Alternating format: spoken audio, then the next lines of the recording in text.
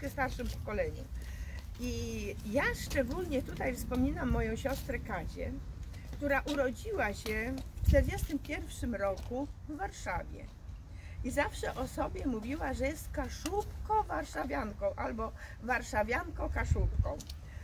Bo no jakoś tak ta Warszawa została jej w sercu, chociaż tam mieszkała tylko do 1944 roku, bo ojciec przed godziną W po prostu wyekspediował matkę i siostrę Kazię na Kaszuby. Powiedział, że mają z Warszawy się wynosić, bo tu będzie niebezpiecznie.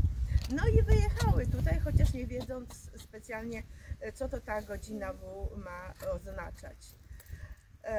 Natomiast jak już mogliśmy, kiedy powstanie warszawskie,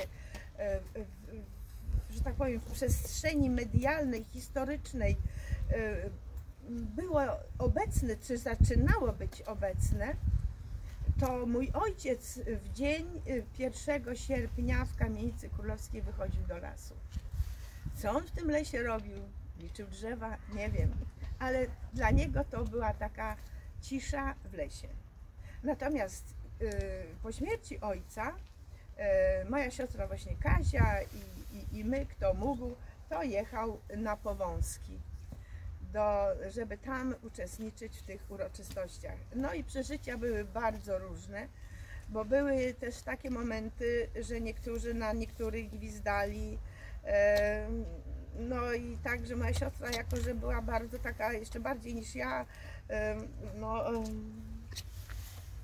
niepohamowana, tak, to też czasami nawet i wchodziła w polemikę z tymi, którzy mieli jakieś tam inne opcje. A od jakiegoś czasu właśnie spotykamy się my, ci, którzy mogą, 1 sierpnia tu, żeby zdążyć na czas, na Syrenę i połączyć się tym głosem z Warszawą i z wszystkimi innymi miejscami, nawet na świecie, bo jak się okazuje, to w różnych miejscach, tam gdzie są ci, którzy może żyją jeszcze uczestnicy powstania, ale żyją też ich potomkowie.